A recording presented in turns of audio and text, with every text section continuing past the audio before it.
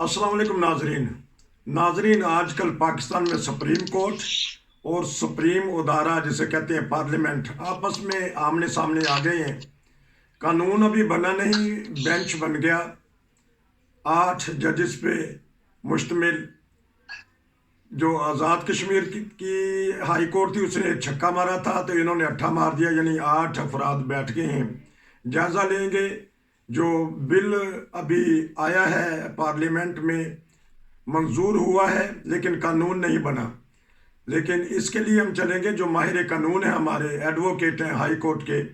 सरदार खिजर महमूद साहब, वो जानते हैं कानूनी बातों को, उनसे मैं पता करूंगा। जी अस्सलाम वालेकुम। जी वालेकुम अस्सलाम रहमतुल्लाह बरकातहू। बात मैं शुरू करूंगा। नज़ीर तारड़ जो हमारे वजीर कानून हैं, उन्होंने माफ़ी मांग ली है। ऐसी बात क्यों करते हैं, बाद में माफ़ी मांगनी पड़े कि जजेस जो देने थे उस पर मैं शर्मिंदा हूँ, मैं वकील भी हूँ, मैंने सियासतदान भी हूँ। किस बात पे वो माफ़ी मांग रहे हैं? फिर उसके बारे में ये नई जो अब खींचातानी हो रही है, इस बारे में कोई अपना तज्जिया पेश करें। जी असल मसला ये है कि सियासतदानों को जहाँ खड़े होने का वक्त होता है ये खड़े नहीं होते हैं, अच्छा और जब वक्त गुजर जाता है तब इनको याद आता है कि ये थप्पड़ मारना था हमने। अच्छा ये ऐसे ही है कि जिस तरह बाजवा साहब की एक्सटेंशन थी और तमाम सियासी जमातों ने जाके वोट दे दिया था उनको, ठीक और वो एक्सटेंशन हो गई थी जब पहली एक्सटेंशन हुई थी। ठीक और उसके बाद अभी भी जब ये सितंबर के अंदर जो है वो पहला इजलास बुलाया गया था सुप्रीम जुडिशल काउंसिल का, तो 5 जजेस जो जूनियर 3 जजेस थे और तमाम रूल्स की वायलेशन करते हुए, याद होगा आपको कि फायज साहब ने खत लिखा था अगस्त में कि मैं पाकिस्तान से बाहर हूँ, आप इजलास में बुलाएं। और फिर जब इजलास हुआ था तो उस पर जो चीफ जस्टिस साहब का बयान था और मिनट जो शीट थी वो कुछ और कह रही थी, जिसपे सरदार तारक मसूद और उसके बाद जस्टिस फाइज साहब के और उसके बाद मंसूर अली शाह साहब के एतराज़ात भी आए थे, बल्कि बहुत सारे इख्तलाफात ये खुल के सामने आए थे। तो उस टाइम जो है आजम वज़ीर तारक साहब जो है उन्होंने, जबकि उसके सुप्रीम जुडिशल काउंसिल के मेंबर थे, 2 मेंबर होते हैं, एक तो वज़ीर कानून होता है, दूसरा अटॉर्नी जनरल होता है, तो 2 वोट इनकी थी। इन्होंने वो वोट जो है जो इन्होंने वोट दे के तो वो जूनियर जजेस को वहां से जो है वो एलिवेट होने दिया था। अब जब वो एलिवेट हो गए तो उसका नुकसान ये हुआ कि या चीफ साहब को फायदा हुआ कि चीफ साहब के एक ग्रुप जो है वो तगड़ा हो गया, और उसके बाद फिर उन्होंने पीछे मुड़ के नहीं देखा है। और ये जो आज माफी मांगी गई है ये बेवक्त की रागनी है। उस टाइम में जो लोग जो वकालत को जानते हैं या इदारे की सेंसिटिविटी को समझते हैं या जिनको जो पाकिस्तान में रूल ऑफ लॉ की सुपरमेसी को जानते हैं, उस टाइम भी लोगों का एतराज था, और ये इन्होंने आंखों में धूल झांकने के लिए आजम तारक साहब ने इस्तीफा भी दिया था, और वो भी सबको पता था मेरे लिए फॉर ही है। तो उसके बाद अब ही हुआ। अब जहां तक बेंच का तल्लक है, ये ऐसे ही है कि जैसे अल्लाह ना करे कुछ एक मतलब ऐसी बिल्कुल प्रीमो फिचोर सा है कि जो कानून अभी बना ही नहीं है उसको 10 दिन चाहिए। और याद रखें दुनिया जान में जो मुकन्ना जो होती है या जो पार्लियामेंट होती है उसकी सुपरमेसी होती है। हमारे यहाँ जो कानून है वो बेसिक हमने जो लिया हुआ है, उधार लिया वो बरतानिया से लिया हुआ है। बरतानिया के कानून के बारे में मशहूर ये है कि बरतानिया की पार्लियामेंट अगर चाहे तो वो मर्द को मर्द, औरत को औरत, मतलब मर्द को औरत, औरत को मर्द डिक्लेयर कर दे। बेसिक हमारा भी वहीं से हमने लिया हुआ है। तो चीज ये है कि मुकन्ना को इख्तियार होते हैं, और वो जो है वो ठीक है, एक लंबा चौड़ा प्रोसीजर है। लेकिन जिस मुल्क के अंदर, मैं थोड़ा हट के बात कर रहा हूँ, जिस मुल्क के अंदर दुनिया के 210-11 मुल्कों में जिस मुल्क ने अपने पास इख्तियार ये रखा कि किसी के मजहब अकीदे का फैसला भी उसकी मुकन्ना करने लगे, उसका असम्बली करने लगे, तो क्या उस मुल्क की असम्बली को सुप्रीम कोर्ट के कानून बनाने के लिए नहीं होगा, इख्तियार नहीं होगा। और दूसरी बात ये है कि जिस तरह का ये अभी कानून बनाया गया है जो सुप्रीम कोर्ट प्रोसीजर के पे, ये वकला की तंजीमों के और उसके बाद एक लंबी चौड़ी डिमांड थी। याद होगा नाजरीन को, हमारे सुनने वालों को, कि पाकिस्तान में इफ्तिखार मोहम्मद चौधरी साहब ने समोसों पे भी एक्शन लिया था, एक्शन लिया था। और एक पाकिस्तान की बड़ी मशहूर फेमस एक्ट्रेस है अतिका उर्दू नाम है उनका, वो उनसे शराब की बोतल पकड़ी गई थी, उसमें वो 8 साल पिंडी कचहरी में, मतलब मैं आई विटनेस हूँ, 8 साल वो एक शराब की बोतल के लिए वो चक्कर लगाती रही है, और वो खराब हुई है। यकीनन पैसा भी बर्बाद हुआ, वक्त भी बर्बाद हुआ, यकीनन एक इंतहाई कीमती वक्त का बर्बाद हुआ। उसके बाद आपने साकब साहब को देखा था कि साकब साहब पागल खानों का भी कर रहे थे, लंगर खानों का भी कर रहे थे। तो इस तरह का ये चीफ साहब के पास दुनिया में किसी का इख्तियार नहीं होता है کہ جس طرح ان کا اختیار تھا تو اس کو ریگولائز کرنے کے لیے تمام وکلا تنظیموں تمام بار کونسلز کی طرف سے جو ہے وہ یہ مطالبہ تھا اور اس مطالبے کے مطابق ہی کیا گیا تھا. اب بھی جتنے جو وکلا جو ہے سوائے وہ اگر سیاسی بات کی بات نہ کریں تو وہ اس بات کو تسلیم کرتے ہیں کہ یہ جو قانون بنا وہ اپنے ٹھیک بنا ہے. اور لیکن اس کا بعد جناب ہمارے جو چیف جسٹس صاحب ہیں عمر عطا بدیال صاحب جن کی بڑے عرصے سے بڑی واضح لائن نظر آ رہی ہے اور پتہ نہیں بدقسمتی سے مجھے نہیں سمجھ آ رہی کہ ایک چیف صاحب جو بیٹھے ہوئے ہیں دیکھیں جو عدالتیں ہوتی ہیں وہ قانون کے اندر جو ہے وہ باندھی ہوتی ہیں اور قانون و آئین کے مطابق چلنی ہوتی ہیں. جج نے کرسی پہ بیٹھنا کیسے ہے, اٹھنا کیسے ہے, لکھنا کیسے ہے, بولنا کیسے ہے,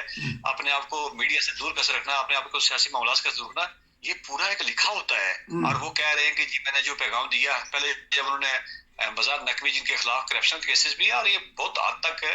سچ بھی ہے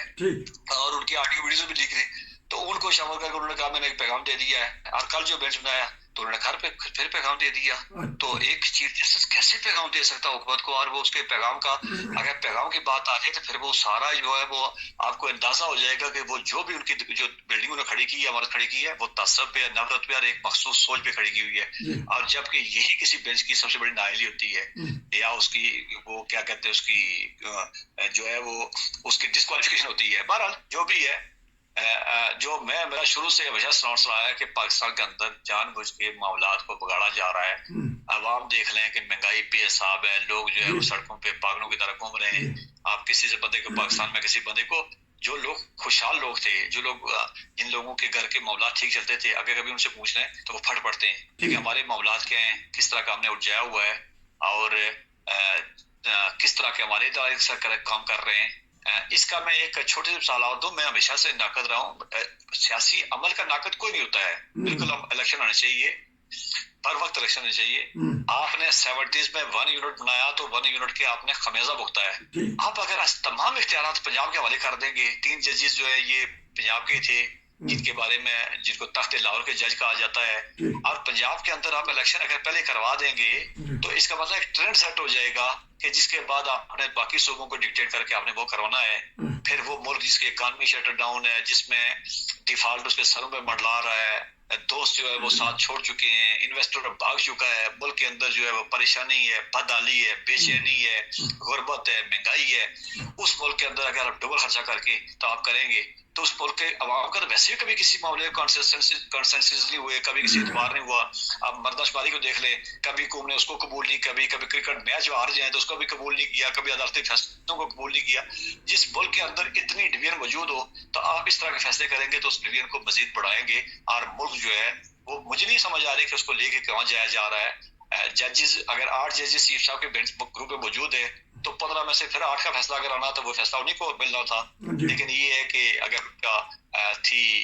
حکومت کی یا جو باقی جماعتوں کی تو اب ایک مخصوص ایک پیرائے میں کھیلا جا رہا ہے. اور جو سب سے بڑی جو ہے وہ جو لوگ پاکستان کے معاملات سے واقف ہیں یا جن لوگوں کا تعلق ہے یا جو ہمدردی رکھتے ہیں وہ پریشانی میں کا شکار ہے اور سمجھ نہیں آ رہی کہ معاملہ کہاں جائے بیٹھے گا. پریشان ہے لوگ. لیکن اب تو الیکشن کی توجہ تو نہیں رہی کیونکہ الیکشن تو ہونے ہی ہونے ہیں, چلے 2-4 مہینے بعد. اب تو جو آپس میں ٹکراؤ ہو رہا ہے اس کی وجہ سے بے چینی پائی جاتی ہے. تو اس طرح ہی جی دیکھیں پاکستان کے اندر سیاست کبھی بھی آئیڈیل نہیں رہی ہے. کبھی کسی نے الیکشن کو مانا نہیں ہے. یعنی 70 کے الیکشن جس کے بارے میں کہتے ہیں وہ فری اینڈ فیئر ہوا تھا تو وہ آپ کے ملک کے 2 لاکھ کرنے کے موجب بن گیا تھا. جب کسی ملک کے اندر اس طرح کے ڈویژن ہو, اتنی تفریق ہو تو میں ناقد ہوں اور میں خلاف بولتا بھی ہوں. لیکن خلاف کسی ذات کے لیے بولتا ہے, میرا اکثر سیاسی بات سے نہیں ہے. لیکن بدقسمتی سے عمران خان صاحب نے اس سیاسی ماحول کو جتنا برگندہ کیا ہے اور جتنی جو زبان انہوں نے اختیار کی ہے, پہلے بھی کبھی آئیڈیل نہیں تھی لیکن جس طرح کا انہوں نے کی ہے, سیاستدانوں کے درمیان کہیں نہ کہیں مفاہمت ہوتی تھی. کسی معاملے میں جا کے وہ مل بیٹھتے تھے, کہیں نہ کہیں بات ہوتی تھی یا عوام کے ایشوز تو وہ گئی. لیکن عمران خان صاحب نے سب کو اتنا کر دیا ہے کہ اب وہ تفریق جو ہے وہ کوئی کسی کے پاس بیٹھنے کے لیے تیار نہیں ہے. فوج کے اندر ڈویژن موجود ہے. آپ کو یاد ہوگا, میں نہیں کہہ رہا, شہباز گل نے ایک انٹرویو دیا تھا اور اس نے کہا تھا کہ نیچے والے رینکس اور بڑے رینکس میں جو ہے وہ فرق موجود ہے. سپریم کورٹ کا یعنی کل جتنے پاکستان نامور وکلا جو بھی ہیں انہوں نے کل کہا ہے، آج دیکھ لیں حکومت کی جو وہ اس کی جو معاملات ہے سارے، تو یہ ساری تقسیم در تقسیم ہے، اور تقسیم کسی ملک کے لیے بھی کبھی فائدہ مند نہیں ہوتی ہے، اور قوموں کے جب اندر تقسیم آ جائے تو وہ سوائے تباہی کے اس کا لیے کوئی نہیں۔ آج دیکھ لیں دنیا کا 10واں 11واں بڑا ملک ہے، 7واں 8واں ملک ہے، لیکن دیکھ لیں کہ لوگوں کی حالت کیا ہے، لوگ کہاں کس جگہ کھڑے ہیں، کیا معاملات ہیں وہاں پہ۔ اچھا، جو آزاد کشمیر کی سپریم کورٹ ہے اس نے کہا کہ نہیں جی آپ نے تو توہین عدالت کی ہے، بلکہ نہ صرف انہوں نے جب معطل کر دیا گیا اس کے بعد جو گفتگو کیا کہ میں جوتی کی نوک پہ رکھتا ہوں، وہ دیکھو وہی پوائنٹ پکڑ لیا سپریم کورٹ نے۔ انہوں نے کہا کہ نہیں جی آپ تو اس قابل ہی نہیں کہ آپ رہ سکیں۔ بہرحال ابھی اس میں جاری ہے یہ مقدمہ۔ آزاد کشمیر کے بارے میں بتائیے گا کیونکہ آپ کا تعلق وہاں سے ہے۔ دیکھیں آزاد کشمیر کا معاملہ جہاں تک تنویر الیاس صاحب کا معاملہ ہے، تنویر الیاس صاحب پیرا شوٹر سیاستدان ہیں، کوئی وہ خاندانی سیاستدان نہیں ہے، وہ سیاست کی کسی اکیڈمی سے نہیں آئے ہوئے ہیں یا گراس روٹ لیول سے نہیں آئے ہوئے ہیں، وہ ایک پیرا شوٹر ہے، پیسے کے زور پہ آئے تھے، اور وہ مشرف کے دور میں وہ مشیر بنے تھے، اس کے بعد میرے خیال نگران سیٹ میں مشیر بنے تھے، اس کے بعد پھر وہ مختلف جگہوں پہ وہ اپنے پیسے کے زور پہ رہے۔ ان کو بیسیکلی کہا یہ جاتا ہے کہ وہ علیم خان اور جہانگیر ترین کے بعد عمران خان کی ATM بننے میں کامیاب ہوئے، اور جو ان کی پنڈی کی پراپرٹی جو سینٹورس مال جس کو کہتے ہیں، وہاں پہ یہ بات بالکل صحیح ہے کہ وہاں پہ PTI کے سوشل میڈیا ونگ تھا، اور وہاں پہ میں ایک لفظ بڑا کھل کے کہہ دوں گا، وہاں جناب فیض امیر صاحب کی کوئی پراپرٹی تھی، جناب باجوہ صاحب کی تھی، اور وہاں پہ کیا کہتے ہیں اس کا ISC کے تمام بات جو ہے وہاں پہ یہ سب کو کوئی نئی بات نہیں ہے، وہاں موجود تھا۔ اور جب یہ حکومت آنے کے بعد پھر آپ کو 2-2.5 مہینے پہلے آپ کو یاد ہوگا کہ وہاں آگ لگنے کا ڈرامہ ہوا تھا، بیسک وہ 19 کو بند کیا گیا تھا۔ ابھی ایک ہفتہ پہلے کی بات یہ ہے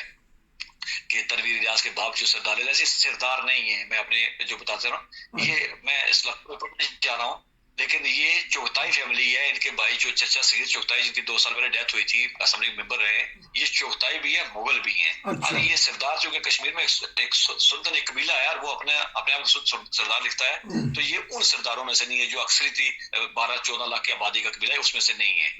بہرحال وہ اس کے بعد انہوں نے وہاں سے باغ سے جا کے الیکشن لڑا، اور اس پروسیس کے تحت پھر وہ آپ کو پتا ہے کہ وزیر اعظم نیازی صاحب کو بنایا گیا تھا، اور اس کے بعد پھر یہ جب عمران خان کے منظور نظر ہوا اور ان نے یہ سارے معاملات سنبھالے عمران صاحب کے، تو یہ پھر آگے۔ لیکن بیسیکلی اس کو اگر دیکھا جائے تو یہ اس کو دیکھنے کے لیے آپ کو تھوڑا سا کینوس کو بڑا کرنا پڑے گا۔ پاکستان کا ایک جب عمران خان صاحب نے امریکہ کا دورہ کیا تو اس کے بعد بہت ساری خبریں آئی تھی، یاد ہوگا آپ کو، فوری طور پہ انڈیا نے 370 اور 35A ختم کیا تھا۔ یہ وہ تھے جس میں انڈیا جو ہے وہ اپنے آپ مرض نہیں کر سکتا تھا، وہاں پہ پراپرٹی نہیں خرید کر سکتا تھا، وہ ملازمتوں کی جو ہے وہ نہیں دے سکتا تھا،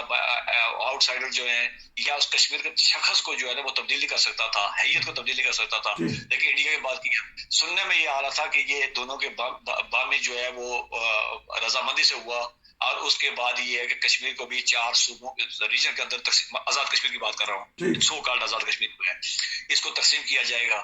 اور فاروق حیدر نے کہا تھا کہ میں جو ہے وہ شاید کشمیر کا آخری وزیر اعظم ہوں۔ تو یہ جو تنویر الیاس صاحب آئے تھے یہ بیسک اسی کے لیے آئے تھے، انہوں نے چند ہفتے پہلے سندھ اس کے لیے وہاں پہ زمین دی، خبریں یہ بھی تھی کہ KP کے ڈومیسائل پہ کچھ پولیس کو ملازمتیں بھی دی انہوں نے، اور ایک قرارداد بھی تیار ہوئی تھی۔ آج سے 1 ہفتہ پہلے کی آئی تھی کہ سپریم کورٹ جو ہے وہ پاکستان کے سپریم کورٹ کے فیصلے، چونکہ کشمیر کے سپریم کورٹ اپنی ہے تو ان کی عمل درآمد بھی ایسے ہوگا جیسے کشمیر کے۔ اب یہ ساری باتیں جہاں تک سردار تنویر کا یہ ساری باتیں ہیں وہ کبھی لگی لپیٹے رکھ کے بولے نہیں ہیں، چونکہ سیاسی آدمی تھے نہیں، سیاسی آدمی ہوتے تو ان کا بہت سارے ایک ان کی ٹریننگ ہوتی ہے، تربیت ہوتی ہے، اور وہ سوچ سمجھ کے بولتے ہیں، وہ کھلا کھلا بولتے رہے۔ لیکن بظاہر جو لفظ میں کہا کہ یہ جو ہوئے تھے کیا نام ہے، اس سے پہلے جن الفاظ پہ ان کو کہا کہ یہ اسٹے تو حقیقتیں یہ عدالتیں دیتی ہیں، اور اس کے بعد بعض کا پرولونگ بھی کرتی ہیں ان کو، اور مخصوص مفادات دے کے دیتی بھی ہیں، اس کے بعد ان کو من پسند بھی ہوتی ہے۔ میں بالکل قانون کا طالب علم ناتے مجھے معلوم ہے کہ ججز جو اپنے وکیلوں کو مرضی سے وکیلوں کو کہہ کے وہ بعض کا ریٹے کرواتے ہیں۔ ابھی جس طرح دیکھ رہے ہیں پاکستان کی بات کر رہے ہیں کہ سمی ابراہیم اور غلام حسین چودھری غلام نثار کی درخواستوں پہ جو ہے یہ لارجر بچ بنا ہے، تو اس نے اگر کوئی بات کی ہے تو دنیا جان میں یاد رکھیں، دنیا جان میں عدالتوں پہ تنقید بھی ہوتی ہے، ججز جو ہے وہ تنقید سے ڈرتے بھی ہیں، ججز وہ اپنے آپ کو دور بھی رکھتے ہیں، تو ہمارا یہ ہے. اب اس کا ایک تلخ پہلو یہ ہے کہ انڈیا سری نگر کے اندر جو ہے وہ میں 370-35 کی بات کرنے کا مقصد یہ تھا, انڈیا G20 کی وہاں کانفرنس کروا رہا ہے. دیکھیے کشمیر کا جو چھوٹا ٹکڑا جو ہے جس پہ 10-12 نام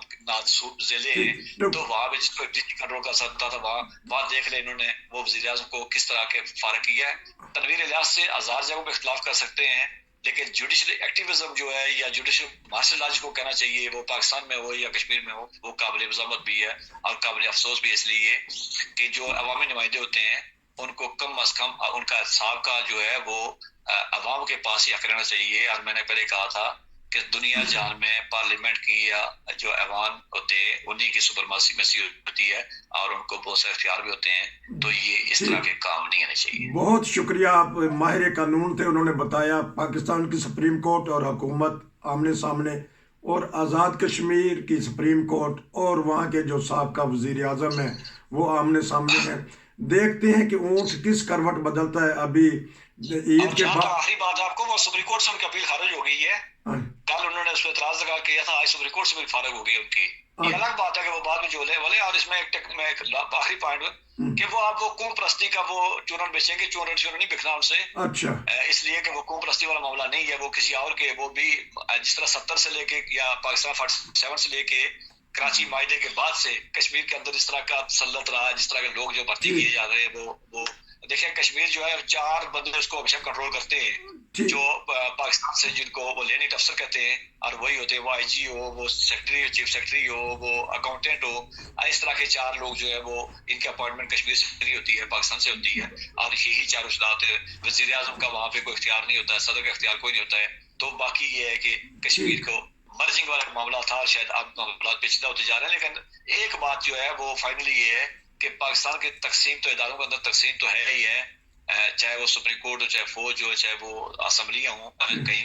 سیاستدان ہوں. لیکن اس سب کے اندر وہ لوگ جو پاکستان کے نظام سے شاکی تھے, یا جو لوگ اپنے الگ شخص کے لیے ان کی آوازوں کو, وہ ان کی سوچ کو بھی تقویت ملے گی اور ان کی آوازیں بہت زیادہ اونچی اب ہو جائیں گی, اور یہ ملک کی یکائی کے لیے یا ملک کی یکانیت کے لیے یہ نقصان دہ ہوگا, بہت خطرناک ہوگا. تقسیم در تقسیم ہو چکی ہے ہماری قوم, ہمارے ادارے. آپ کا بہت شکریہ, انشاءاللہ آپ سے رابطہ رہے گا. نصیر کو اجازت دیجیے, السلام علیکم.